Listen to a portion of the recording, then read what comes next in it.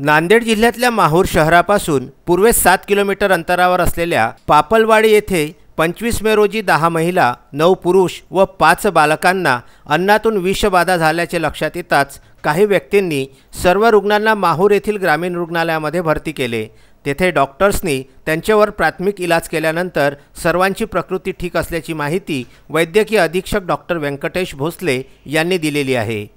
वैद्यकीय अधिकारी ग्रामीण रुग्णालय माहूर येथे आहे।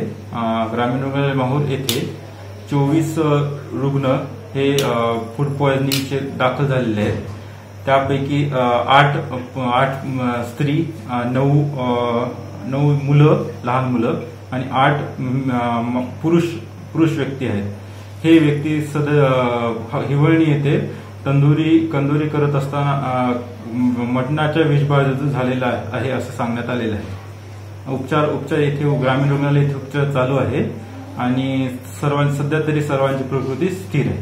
माहूर तालुक्यातील हिवळणी, पापलवाडी, लोकरवाडी व आर्णी तालुक्यातील शेंदुरसनी येथील 24 व्यक्ती ह्या कंदुरी निमित्त पापलवाडी येथे जमले होते।